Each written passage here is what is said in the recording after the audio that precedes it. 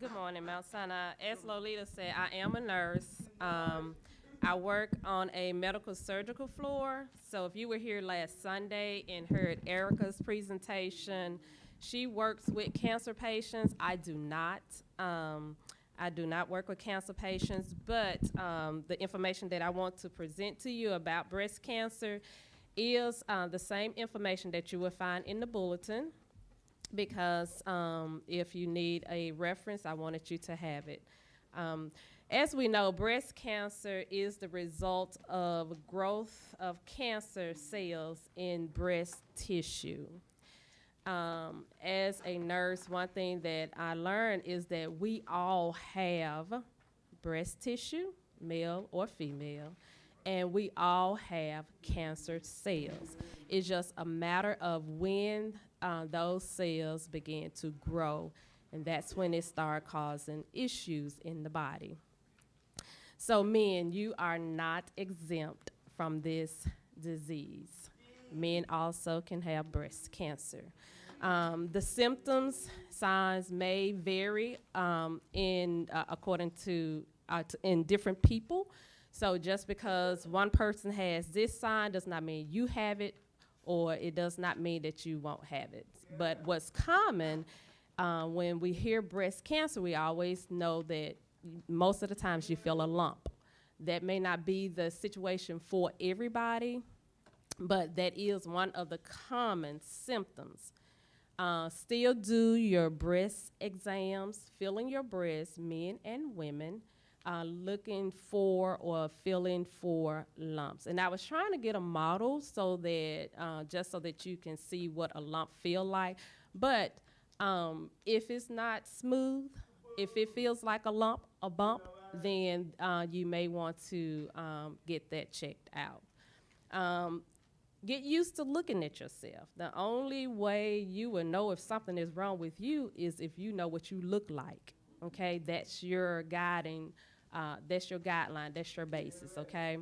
And the reason why I say that is because other signs of breast cancer could be just simply changes in the skin over the breast. It could be an inverted nipple. So if you weren't born with one or didn't develop one as you were growing, but now you have an inverted nipple, then that needs to be checked out.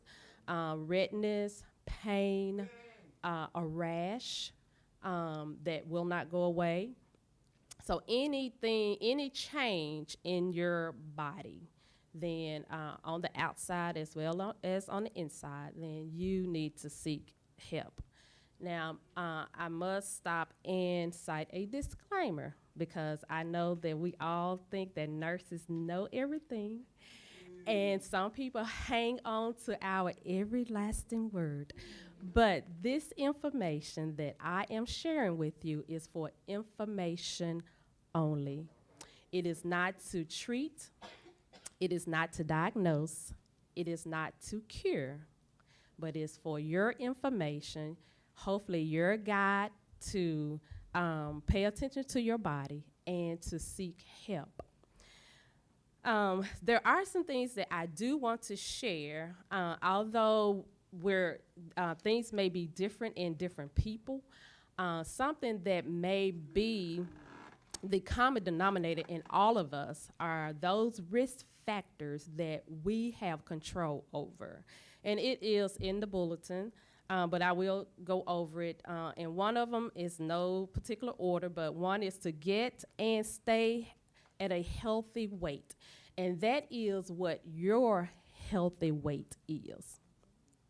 If you don't know for yourself, then you can go and get examined, talk to your doctor.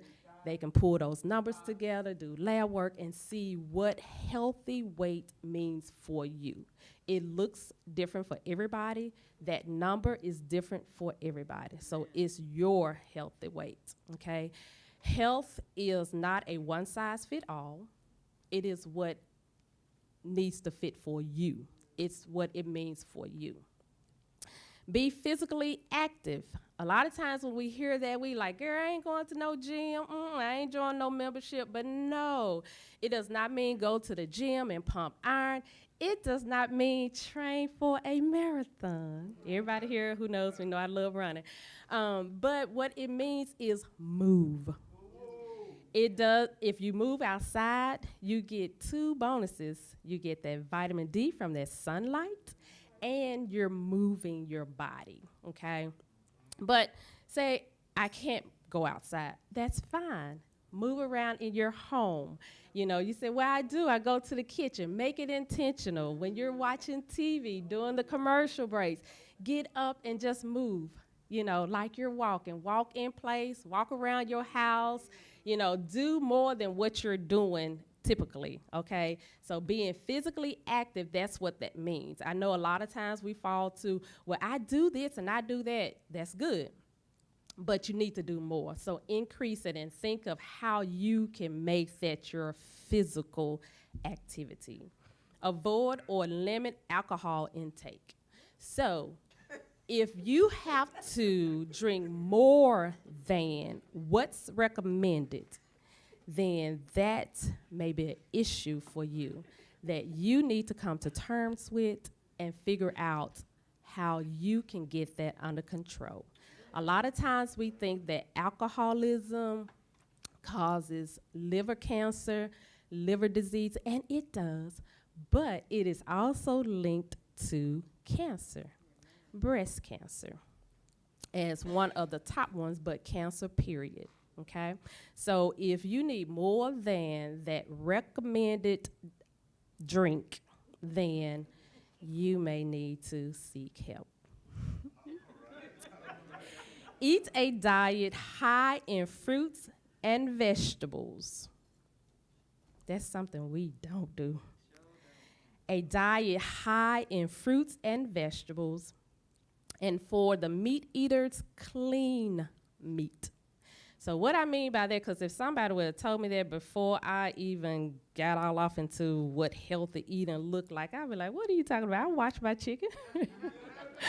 But when you hear that and you see that and you read that, what they're talking about is grass-fed meat. Being conscious of where your meat is coming from, how your meat is treated, or how the animals that give us our meat is treated, what they're being fed, how much land or ground they have to eat from, how they're being treated when they're sick. Because just think about it.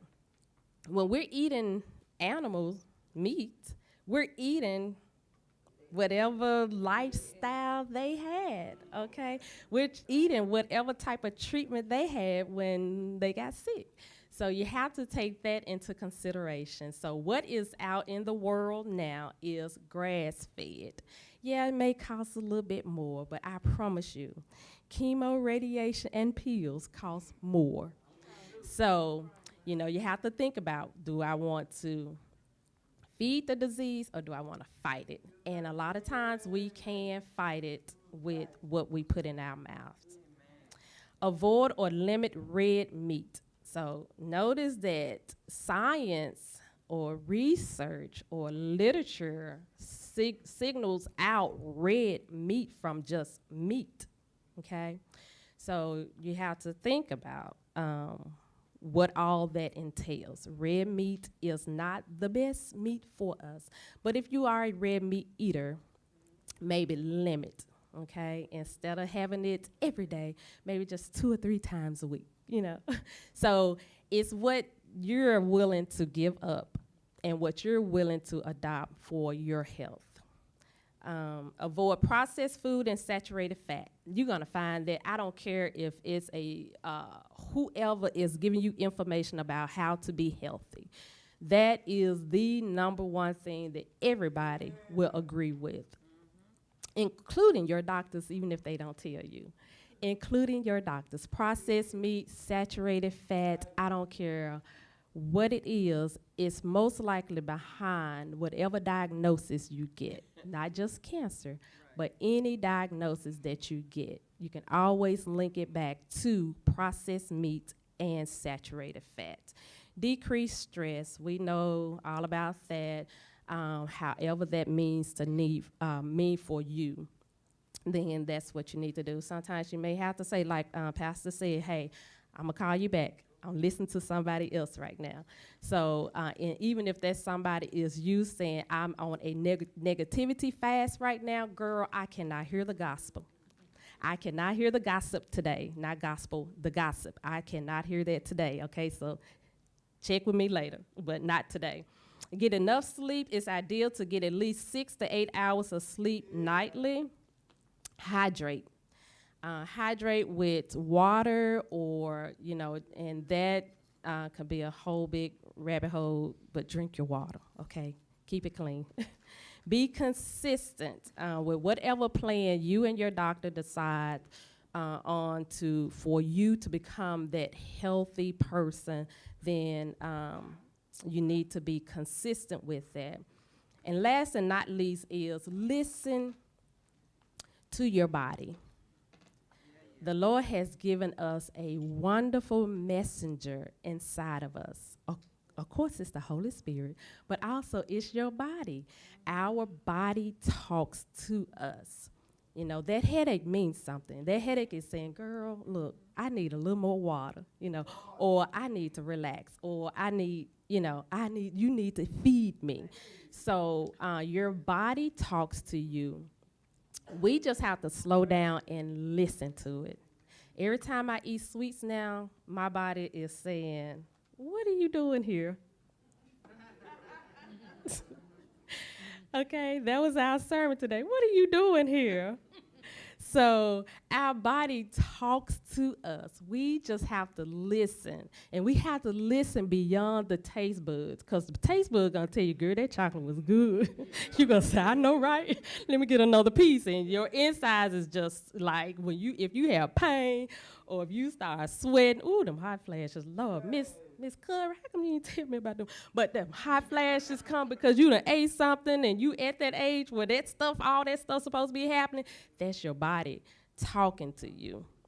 So listen to your body, and then just anticipate more. Even if you go to the doctor and you get a diagnosis, whether it's cancer, whether it's high blood pressure, high cholesterol, knee pain, back pain, whatever it is, anticipate it turning around and being more than what they say, but not more in a bad sense, more because now you have a plan, these risk factors that are common denominators for getting healthier.